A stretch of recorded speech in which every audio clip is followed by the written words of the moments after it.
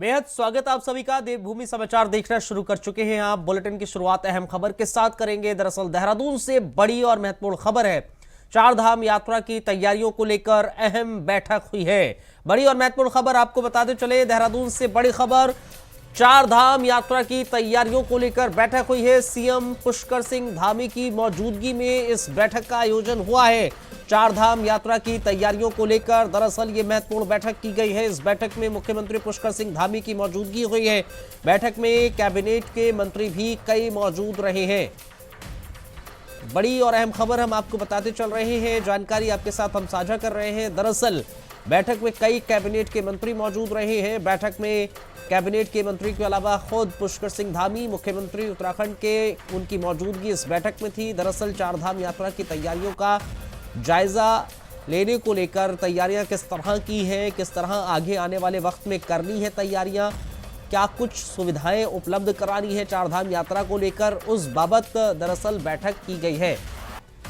तो आपको ये जानकारी देते चले कि अब से कुछ देर पहले चार धाम यात्रा को लेकर, तैयारियों को लेकर बाकायदा मुख्यमंत्री पुष्कर सिंह धामी की मौजूदगी में ये बैठक हुई है।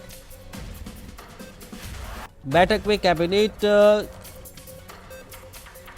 के मंत्री भी मौजूद रहे हैं। आपको जानकारी साझा करते चले, चार धाम यात्रा का जब हम जिक्र कर रहे हैं तो उसको लेकर किस तरह की तैयारियां रखनी है, उस बाबत भी ये बैठक की गई है। तो बड़ी और महत्वपूर्ण खबर, सीएम पुष्कर सिंह धामी की मौजूदगी में ये बैठक का आयोजन हुआ है और उसके अलावा कई मंत्री इस बैठक का हिस्सा रहे हैं। और किस तरह की तैयारियां की जाएंगी उस मामले को लेकर ये बैठक हुई है। हालांकि बद्रीनाथ धाम का अगर जिक्र करें, चार धाम यात्रा का जब हम जिक्र करते हैं तो तारीख का ऐलान हो चुका है। 4 मई 2025 को सुबह 6 बजे उसके कपाट खुलेंगे बद्रीनाथ धाम के। बद्रीनाथ मंदिर को अगर जिक्र करें, हाल ही के दिनों में ही इसका ऐलान किया गया था। 4 तारीख से बद्रीनाथ धाम के कपाट खुलेंगे। लेकिन इन सब के बीच में महत्वपूर्ण चीज़ ये है कि बैठक में किस तरह से आगे आने वाले समय में चारधाम यात्रा को लेकर श्रद्धालुओं को किसी भी तरह की असुविधा ना हो और उनको किस तरह सुविधाएं देनी है, उस बाबत भी इस बैठक में जाहिर तौर पर चर्चा हुई होगी। और इस बैठक में इस बात को लेकर चर्चा हुई है कि चारधाम यात्रा की तैयारियां किस तरह से मुकम्मल करनी है, कैसे पूरी करनी है, कितनी जल्दी पूरी करनी है, क्योंकि 4 तारीख को बद्रीनाथ धाम के कपाट खुलेंगे और श्रद्धालुओं का सैलाब वैसे भी देखने को मिलता है। पिछले साल का अगर जिक्र करें तो पहले भी चारधाम यात्रा में तमाम श्रद्धालुगण मौजूद रहे थे और इस बार किस तरह पहुंचेंगे श्रद्धालु, उनकी सुविधा किस तरह से, उनको दिक्कतों का सामना, किसी भी तरह की असुविधा ना हो, इसको लेकर ही इस बैठक में निर्णय लिए गए हैं, बातचीत की गई है। तो बैठक में मुख्यमंत्री पुष्कर सिंह धामी की मौजूदगी हुई है, उनकी अध्यक्षता में बैठक हुई है। कैबिनेट के तमाम आला मंत्री इस बैठक का हिस्सा रहे हैं। तो आपको ये जानकारी साझा करते चल रहे हैं। चारधाम यात्रा को लेकर अगर जिक्र करें,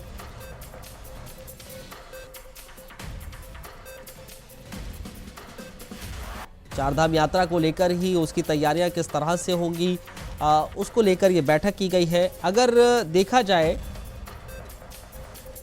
चारधाम यात्रा एक बहुत ही विशेष तीर्थ यात्रा रही है। लोग इस तीर्थ यात्रा के लिए वर्षों तक इंतजार करते हैं। ऐसा माना जाता है कि चारधाम यात्रा करने से पुण्य फल की प्राप्ति होती है, मोक्ष की प्राप्ति होती है। चारधाम यात्रा एक साथ 4 पवित्र और पावन स्थानों की तीर्थ यात्रा है। अभय कैंतुरा हमारे सहयोगी इस खबर पर और ज्यादा जानकारी हमें देंगे। अभय, जरा बताइए विस्तार से, क्या बैठक में क्या कुछ निर्णय लिए गए हैं, कैसी तैयारी रहने वाली है चारधाम यात्रा को लेकर, बैठक में क्या कुछ चर्चा हुई है?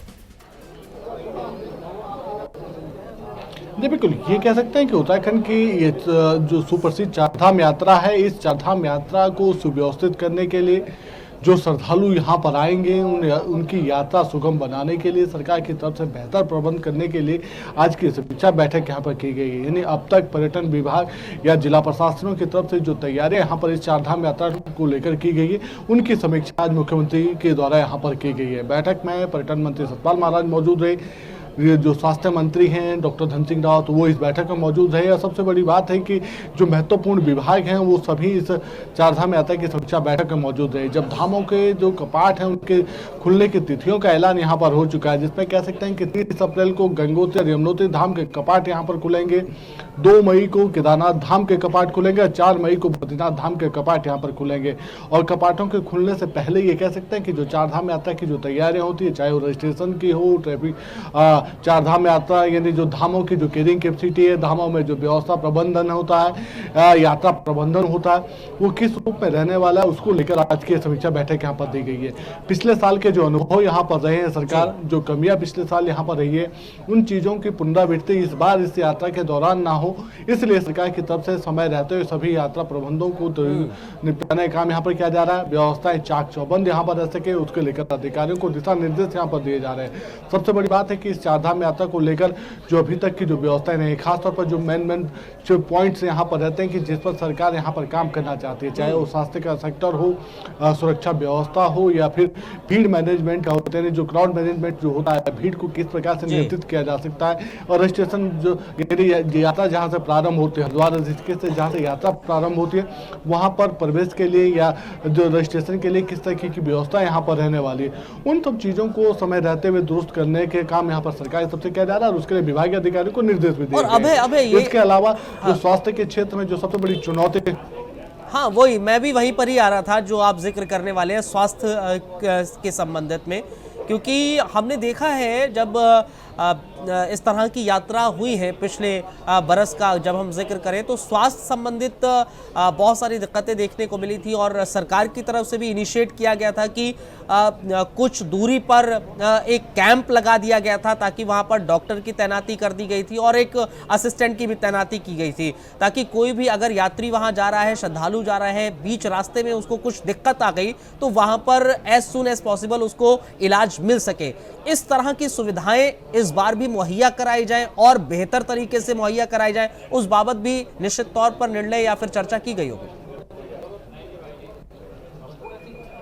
देखिए, इन सब चीज़ों को लेकर मंथन यहाँ पर हुआ है। सबसे बड़ी बात है कि जो स्वास्थ्य विभाग की जो कमियां रही है, यानी पिछले जो चारधाम यात्राएं जो विगत वर्ष में चली है उसमें जो ये कह सकते हैं कि स्वास्थ्य के क्षेत्र में सबसे बड़ी कमियां रही, जो श्रद्धालुओं की मौत का जो आंकड़ा रहता है, क्योंकि लगातार धामों में जो श्रद्धालुओं के आने की जो मौत होती है, चाहे वो कारण कुछ भी उसके माने जा सकते हो, हृदय गति माने जा सकते हो या मेडिकल अनफिट की चीज़ें वहाँ पर कही जा सकती हो, उसके चलते स्वास्थ्य विभाग की जो सेवाएं हैं उस पर सवाल या निशान खड़े उठने लगते हैं। इसीलिए पहले से ही वो सभी चीजें दुरुस्त करने का काम विभाग के स्तर पर यहाँ पर किया जाए। यात्रा शुरू होने से पहले ही एसओपी जारी कर दी जाए, जिसके चलते ये कह सकते हैं कि श्रद्धालु उस नियमों का पालन करके ही आगे बढ़ने का काम यहाँ पर करें, अपनी चारधाम यात्रा शुरू करें। और उसमें जरूरी है कि जिस प्रकार से इस बार स्वास्थ्य विभाग ने एक तो रजिस्ट्रेशन सबसे पहले जरूर करा, दूसरा जो श्रद्धालु यहाँ पर आ रहे हैं उन्हें अपना ये कह सकते हैं कि मेडिकल सर्टिफिकेट यहाँ पर देना होगा। खासतौर पर 50 साल से ऊपर के आयु के व्यक्ति के आयु के जो लोग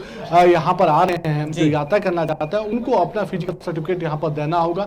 फिटनेस अगर उनकी सही है तो ही उन्हें आगे ये कह सकते हैं कि यात्रा में जाने की अनुमति दी जाएगी। अगर स्वास्थ्य क्षेत्र में उनकी कोई भी फिटनेस से जुड़ी हुई, स्वास्थ्य से जुड़ी कोई भी परेशानी उनके सामने आती है तो फिर ऐसे लोगों को यात्रा करने की मना वहाँ पर कर दी जाएगी, क्योंकि यही वो सब चीजें होती है, यही वो कमियां होती है जो कमियां आगे चलकर विभाग के लिए बड़ा चिंता का विषय बन सकते हैं। इसलिए समय रहते हुए वो सभी कमियां दुरुस्त करने का काम इस बार जिला स्तर पर भी किया जाएगा और विभागीय स्तर पर भी उन सब कमियों को दूर करने का काम यहाँ पर होगा। जी, और रजिस्ट्रेशन को लेकर क्या कुछ बातचीत हुई है, चर्चा हुई है? क्योंकि पिछली दफ़ा हमने ये भी देखा था रजिस्ट्रेशन जब से शुरू हुए थे तो साइट जो है वो इतने ज़्यादा रजिस्ट्रेशन हुए थे कि उसमें साइट को भी बहुत ज़्यादा होता है ना, हैंग हो जाती है, बहुत ज़्यादा दिक्कतें आने लगती है। उस बाबत भी हमने पिछली दफ़ा देखा था। इस बार क्या ऑनलाइन रजिस्ट्रेशन को लेकर और ऑफलाइन रजिस्ट्रेशन को लेकर क्या कुछ बातचीत है? देखिए, इस बार ये कहा जा सकता है कि जो रजिस्ट्रेशन की जो प्रक्रिया होगी वो पूरी तरीके से पारदर्शी रखने का काम यहाँ पर किया जाएगा। उसके लिए पहले से ही मानक यहाँ पर निर्धारित हो जाएंगे।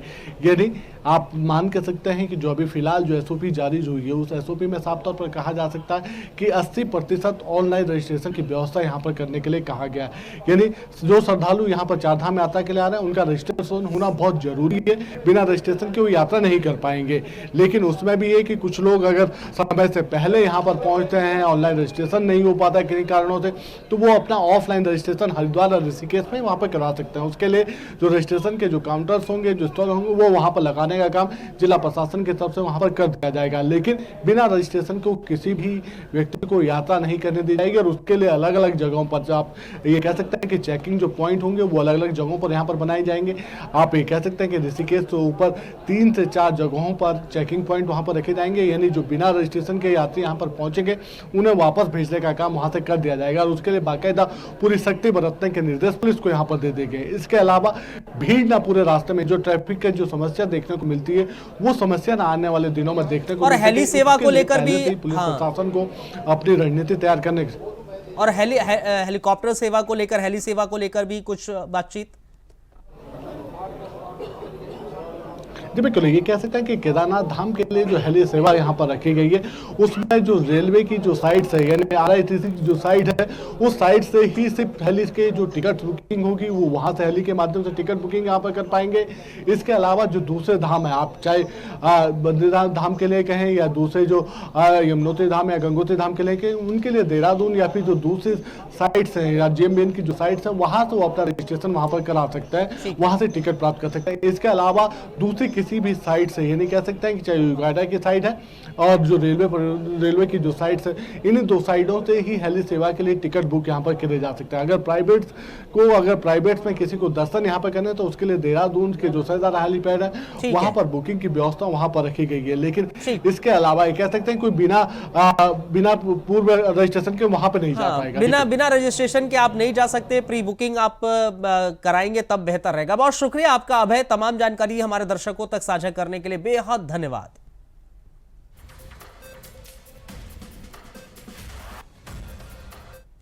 बढ़ते आगे, उत्तराखंड के राजनीतिक गलियारों में इन दिनों कैबिनेट विस्तार और बीजेपी के नए प्रदेश अध्यक्ष को लेकर खूब चर्चाएं चल रही हैं। मुख्यमंत्री पुष्कर सिंह धामी के दिल्ली दौरे के बाद ये अटकलें और तेज हो चली हैं। हालांकि सीएम ने साफ कहा है कि ये उनका सामान्य दौरा था जो पहले से तय था, लेकिन चर्चाओं का बाजार गर्म है। वहीं अगर बात भारतीय जनता पार्टी के प्रदेश अध्यक्ष और कैबिनेट मंत्रियों की करें तो अटकलें लगाई जा रही हैं कि राजपुर से बीजेपी विधायक खजान दास को बड़ी जिम्मेदारी मिल सकती है। सवाल पर उन्होंने क्या कुछ कहा है, सुने जरा। कार्यकर्ता हूँ, संगठन का एक कार्यकर्ता हूँ, जिस तरह का आदेश करेंगे उसका निर्वहन करूँगा और पार्टी ने मुझे यहाँ तक पहुँचाने का काम किया, मैं इसी में खुश हूँ।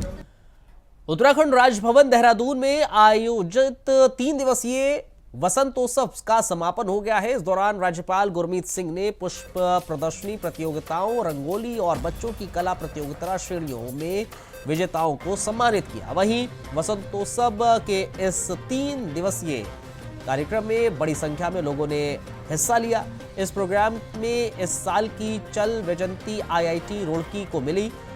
तो वहीं राज्यपाल ने कहा है कि पुष्पों से अर्थव्यवस्था में वृद्धि और निश्चित ही समृद्धि आएगी। उन्होंने कहा कि उत्तराखंड में शहद, सुगंधित पौधे और फूलों के क्षेत्र में व्यापक संभावनाएं हैं जो राज्य की आर्थिक समृद्धि और ग्रामीण विकास में क्रांतिकारी बदलाव ला सकती है। वहीं कार्यक्रम में पहुंचे कृषि मंत्री गणेश जोशी ने कहा, कृषकों, महिलाओं और युवाओं की भागीदारी ने वसंतोत्सव को विशेष बनाया।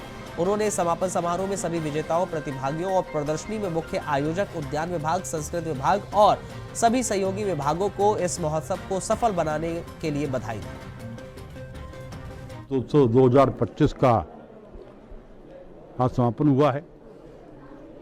इस प्रकार से लगातार लोगों की आवक बढ़ रही है। पिछली बार की तुलना में 50,000 लोग अधिक आए। 2 लाख से अधिक लोगों ने इसमें पार्टिसिपेट किया और अभी भी लोग मांग कर रहे थे कि इसको और बढ़ाया जाए। मैंने माननीय राज्यपाल से निवेदन किया और मेरे निवेदन को स्वीकार करते हुए उन्होंने इसे अगली बार से 4 दिन कर दिया है। और आज इस प्रदर्शन के माध्यम से हमारे हॉर्टिकल्चर विभाग ने प्रदर्शित किया कि हमारा विभाग इस दिशा में कितना अच्छा काम कर रहा है और आने वाले समय में फ्लोरिकल्चर, हॉर्टिकल्चर यहाँ की आर्थिकी में एक मील का पत्थर साबित होगा। आज के इस कार्यक्रम से ये भी सिद्ध हो गया है और मैं इस कार्यक्रम के सफलता के लिए अपने विभाग के सभी अधिकारियों का, हमारे सेक्रेटरी का, डीजी का, हमारे डीजी, हमारे डायरेक्टर हॉर्टिकल्चर का, और जितने भी हमारे और अन्य अधिकारी हैं जिन्होंने दिन रात लगकर इसको सफल बनाया, क्योंकि महामहिम ने बार बार अपने उद्बोधन में इसका उल्लेख किया है, उनको भी मैं बधाई देता हूँ, शुभकामनाएं। खबर कर्णप्रयाग से है, जहां पर गजपाल वर्तवाल को चमोली जिले का अध्यक्ष बनाया गया। गजपाल वर्तवाल का पार्टी के कार्यकर्ताओं ने फूल माला पहनाकर और मिठाई खिलाकर बधाई दी। वहीं गजपाल वर्तवाल ने कहा है कि पार्टी को मजबूत करने का काम करेंगे, आने वाली पंचायत में बीजेपी को जीत दिलाएंगे। के संगठन महापर्व के रूप में आज जिला अध्यक्षों की घोषणा हुई है। इसी क्रम में पार्टी ने भी कार्यकर्ता होने के नाते मुझे जिम्मेदारी सौंपी है और मैं निश्चित रूप से कह सकता हूं कि हमारा कार्यकर्ता बहुत मेहनतकश है, बहुत ईमानदार है। उन कार्यकर्ताओं की बदौलत भारतीय जनता पार्टी जनपद चमोली में अपने परम वैभव तक पहुंचेगी, ये मुझे विश्वास है। आगामी जो अपने त्रिस्तरीय के चुनाव हैं, पार्टी संगठन और सरकार से तालमेल करते हुए कैसे जनपद चमोली में भारतीय जनता पार्टी का परचम लहराए, इसके लिए पूरी मजबूती के साथ, पूरी दृढ़ता के साथ पूरा कार्यकर्ता एकजुट होकर काम करेगा। आने वाले चारधाम यात्रा को देखते हुए आपदा प्रबंधन विभाग ने अपना एड्रेस बुक तैयार किया है, जिससे जनता को उनकी यात्रा से जुड़ी हुई जानकारी मिल सके। वहीं आपदा प्रबंधन विभाग के सचिव विनोद कुमार सुमन ने कहा है कि अब आपदा या फिर अन्य दूसरी जानकारी के लिए डैशबोर्ड पर संपर्क किया जा सकता है। सचिव आपदा प्रबंधन ने कहा है कि चारधाम यात्रा के दौरान जो मानसून सीजन में आपदाएं आती हैं, उसकी भी जानकारी श्रद्धालु और सैलानियों को मिल जाएगी, जिससे उनकी यात्रा सुगम हो सके।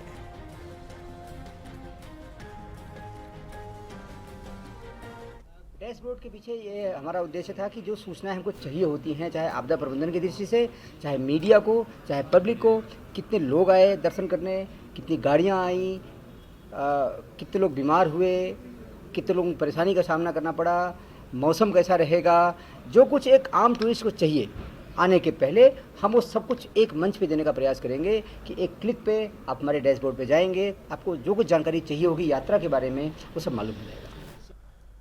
काफी दिनों की उठापटक के बाद आज रुड़की मेयर अनीता देवी अग्रवाल अपने पति ललित मोहन अग्रवाल के साथ प्रेस क्लब भवन पहुंची। सैकड़ों पत्रकारों के बीच सामूहिक रूप से माफी मांगी, जिसके बाद पत्रकारों और मेयर के बीच चल रही नाराजगी समाप्त हो गई। इस दौरान भगवानपुर, लश्कर पेरान, कलियर सहित कई जगहों के पत्रकार मौजूद रहे।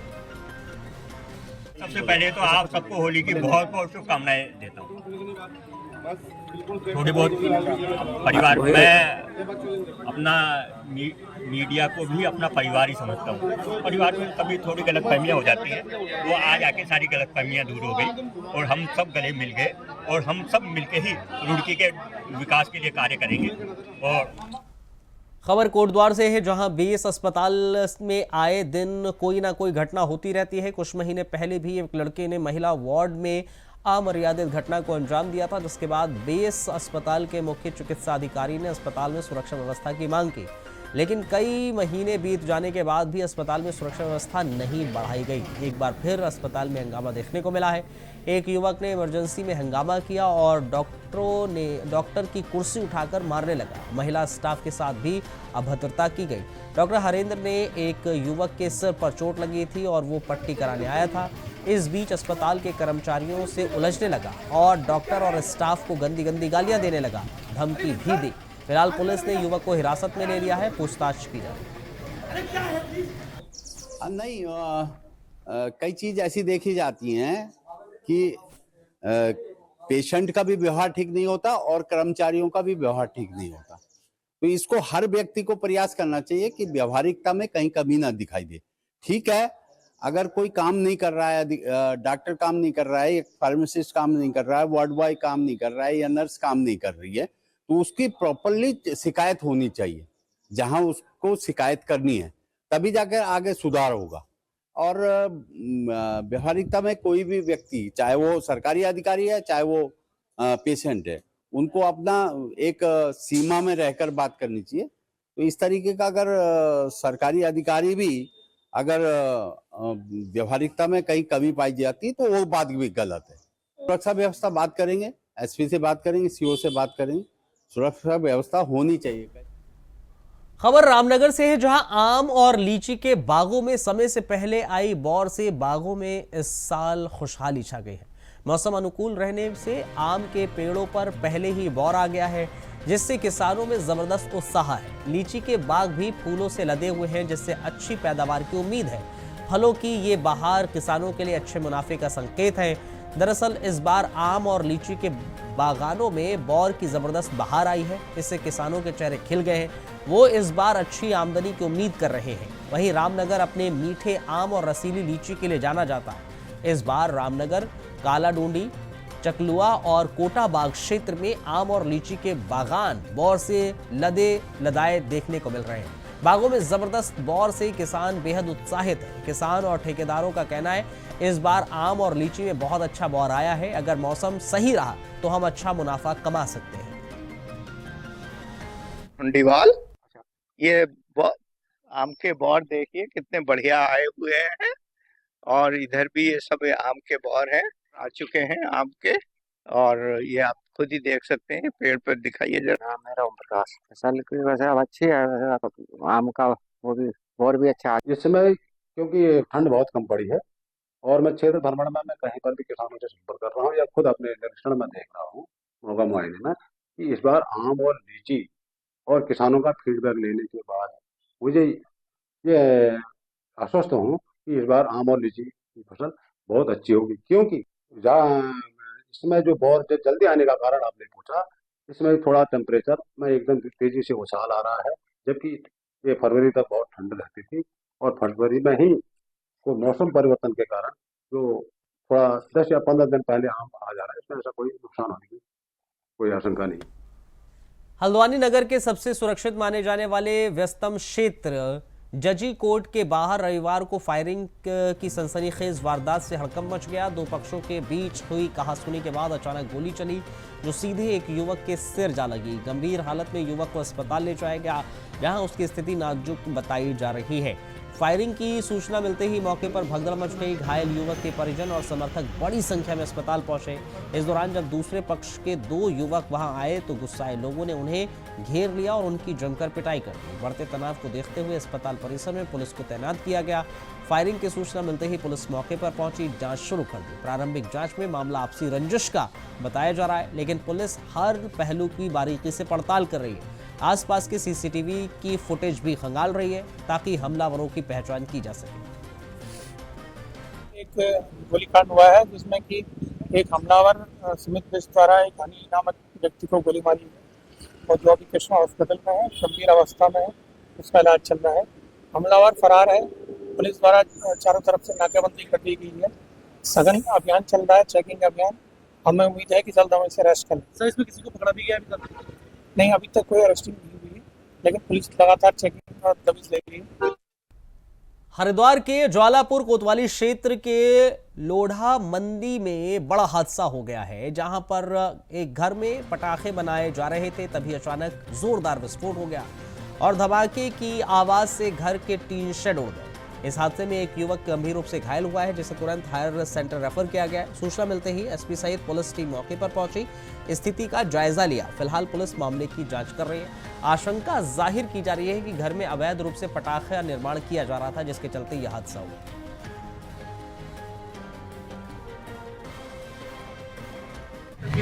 आज ये लोधा मंडी में एक घर में विस्फोट हुआ है, तो इसमें प्रारंभिक जांच में पता चला कि व्यक्ति जो है आतिशबाजी बनाने का काम करता था। आज़ाद पुत्र सरवर इसका नाम है और इस व्यक्ति के एक हाथ उड़ गया है विस्फोट में, सिर्फ गंभीर अवस्था में यहाँ से। उत्तराखंड में राज्य केंद्र और यूथ फाउंडेशन मिलकर जंगलों की आग को समाप्त करने और भविष्य के लिए थर्मल एनर्जी पर फोकस करने के लिए 11 मार्च को एक सेमिनार किया जा रहा है, जिसमें विशेषज्ञ अपनी बात को रखने का काम करेंगे, सुझाव देंगे कि किस प्रकार से इस दिशा में उत्तराखंड के भीतर काम किया जा सकता है। यूथ फाउंडेशन के संस्थापक और बीजेपी के वरिष्ठ नेता कर्नल अजय कोठियाल ने कहा है कि उत्तराखंड के जंगलों में लगातार आग बढ़ रही है, इसलिए आज जरूरत है कि उसे आग को खत्म किया जाए, जो ताकि राज्य की प्रकृति धरोहर बचाई जा सके।